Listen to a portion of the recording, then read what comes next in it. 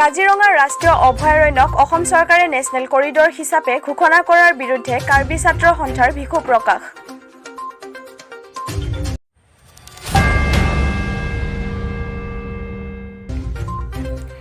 বিদেশী কোম্পানীৰ বিজ্ঞাপনৰ নামত অসম সংস্কৃতি বিহুৰ বিজ্ঞাপনত ঢোলৰ প্ৰতিচ্ছবি সলনি কৰিলে।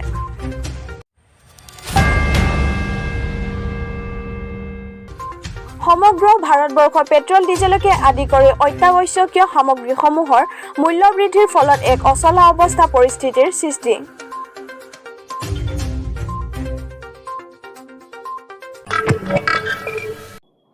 নমস্কাৰ, আজিৰ প্ৰাইম টাইমলৈ সকলোকে স্বাগতম জনাই ষ্টুডিঅ'ৰ মজিয়াত মই গাংগুত্ৰী বৰা। সমগ্ৰ ভাৰতবৰ্ষৰ পেট্ৰল ডিজেলকে আদি কৰি অত্যাৱশ্যকীয় সামগ্ৰীসমূহৰ মূল্য বৃদ্ধিৰ ফলত এক অচলা অৱস্থা পৰিস্থিতিৰ সৃষ্টি। ভাৰতৰ বিভিন্ন প্ৰান্তৰ লগতে অসমৰ বজাৰসমূহত এতিয়া যেন এক অগ্নিসদৃশ পৰিৱেশৰ সৃষ্টি হৈছে।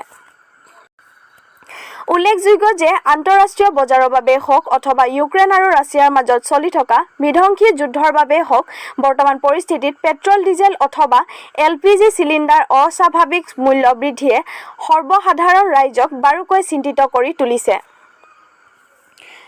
অসমৰ বিভিন্ন জিলাৰ লগতে কাৰ্বি আংলং ডিফুতো এই অত্যাধিক মূল্য বৃদ্ধিৰ প্ৰভাৱ বাৰুকৈ পৰা দেখিবলৈ পোৱা গৈছে। এই সংক্ৰান্তত সবিশেষ জানিবলৈ আহকচোন চাওঁ আমাৰ 365 নিউজ ইণ্ডিয়াৰ সাংবাদিক অজিত গগৈ যুগুত কৰা এক এক্সক্লুচিভ ৰিপৰ্ট। पहले का रेट था 95.96 था।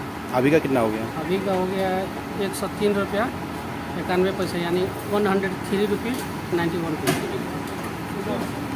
পেট্ৰলৰ দাম যে বাঢ়িছে, চৰকাৰক কিবা অনুৰোধ জনায় নেকি আপোনালোকে? হয়, ইমান বাঢ়ি গ'ল আৰু এইটো টেনশ্যনৰে কথা। আমাৰ ইনকামটো আৰু বাঢ়া নাই, দাম বাঢ়িছে। আপোনালোকৰ এতিয়া অটো ফেৰীটো বাঢ়িছে নেকি? আপোনালোকৰ ভাড়া বাঢ়িছে নেকি? নাই, ভাড়া বঢ়াই নিদিলোঁ বৰ্তমান। আমাৰ তেল যেতিয়া দাম বাঢ়ে তেতিয়া আপোনালোকৰ অটো বা যিটো কমাৰ্চিয়েল গাড়ী এইবিলাকৰ দাম বাঢ়ে নেকি? নাই, নাবাঢ়ে। সেইকাৰণে একটু বহুত লছেই ল'ব। এতিয়া বৰ্তমান লছত চলি আছে। তেল বঢ়াই এতিয়া নিজৰে চাউল কিনিবই নিজৰে, কি ভাড়াটো আগতে মানে এতিয়া যিকেইটা আগতে 1.5 টকালৈকে 20 টকা দিয়ে, এতিয়া সেইটো মানে 20 টকাই দিয়ে। 20 টকা কোনোবা থাকিলে নিজে। Good morning everyone. কাজিৰঙা ৰাষ্ট্ৰীয় অভয়াৰণ্যত থকা বন্যপ্ৰাণীসমূহৰ সুৰক্ষা আৰু মুকলি বিচৰণৰ স্বাৰ্থত অসম চৰকাৰে অলপতে ইক' চেনচিটিভ জ'ন বুলি মান্য কৰি ইয়াক নেশ্যনেল কৰিডৰ হিচাপে ঘোষণা কৰাৰ কাৰ্য কাৰ্বি আংলং জিলাৰ ৰাজনৈতিক দলে প্ৰতিবাদ কৰাৰ উপৰি জিলাখনৰ একমাত্ৰ ছাত্ৰ তথা অগ্ৰণী সংগঠন কাৰ্বি ছাত্ৰ সন্থায়ো বিক্ষোভ প্ৰকাশ কৰিছে।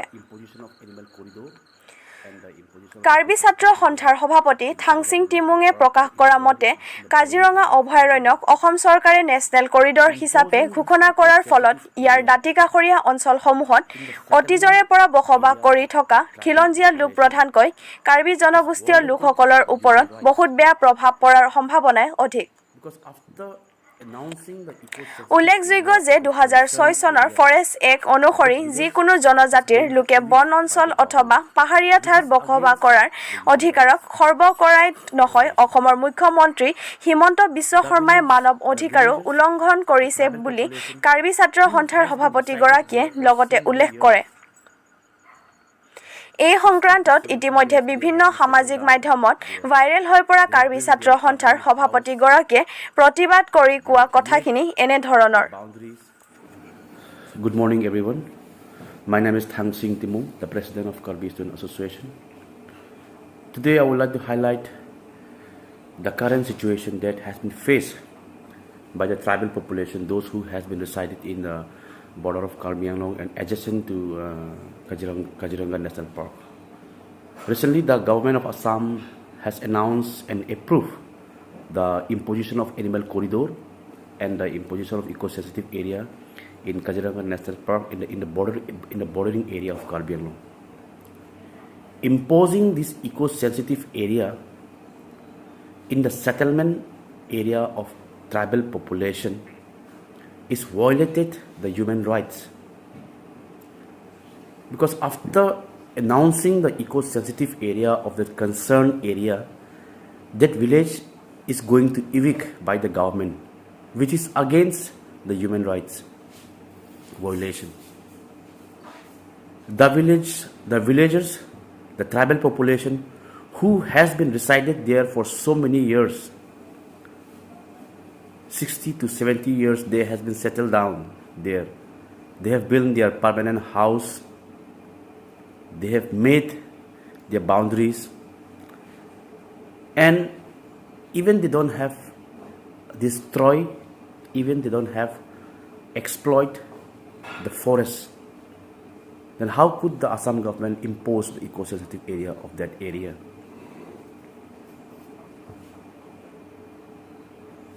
And imposing the eco-sensitive area in that concerned bordering area of Karbi Anglong is violated the Forest Right Act.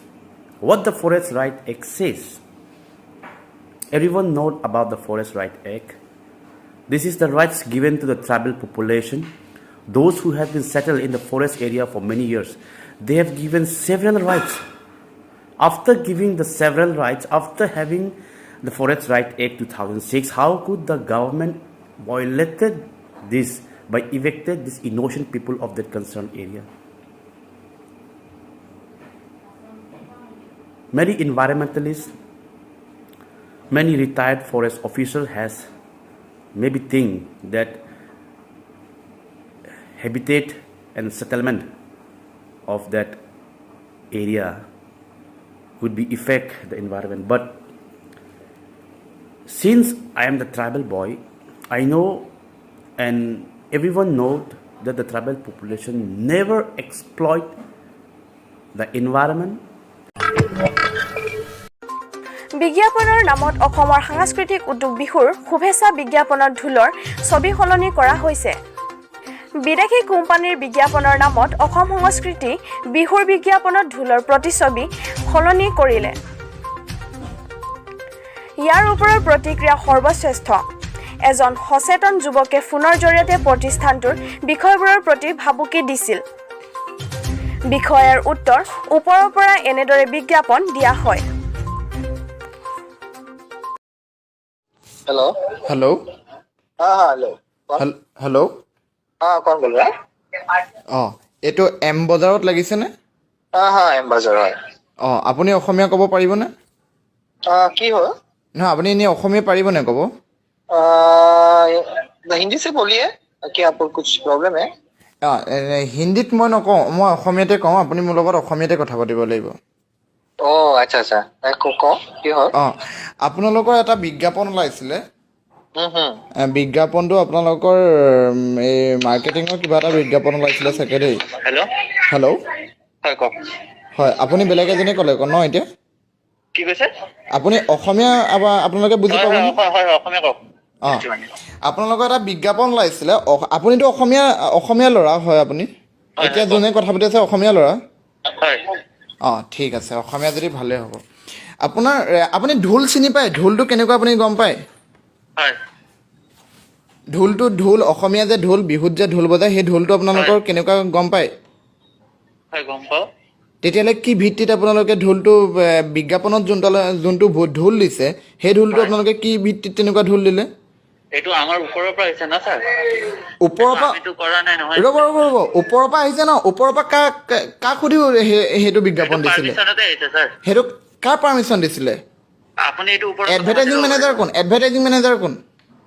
Advertising manager আমাৰ এটা অনলাইনতে পাব ডাইৰেক্টটো ইয়াত নাই ন এইটো আমাৰ এটা শ্ব'ৰুমহে এটা নহয়, ইয়াত বহিৰাগত এনেকৈ যদি বনিয়াই আহি পেলাই যদি এখন ইয়াত আমাৰ অসমীয়া সংস্কৃতি যদি এনেকৈ বিকৃতৰ ওপৰত উপস্থাপন কৰিবলৈ হয়নে, খেদন খাব, কিন্তু মাৰ খাব। কিন্তু আপুনিতো অসমীয়া ল'ৰা?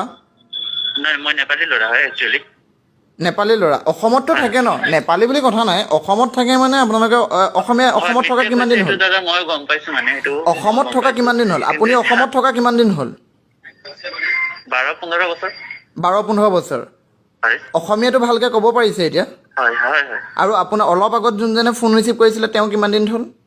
তেওঁতো নতুন হয়, তেওঁ ত্ৰিপুৰাৰ পৰা আহিছে। আচ্ছা, ত্ৰিপুৰাৰ পৰা আহিছে, তেওঁ নতুন হয়। তেওঁ মেনেজাৰ আপুনি ইয়াৰ নতুন আহিছে, আপুনি অসমীয়াটো ভালকৈ ক'ব পাৰিলেগৈ এতিয়া।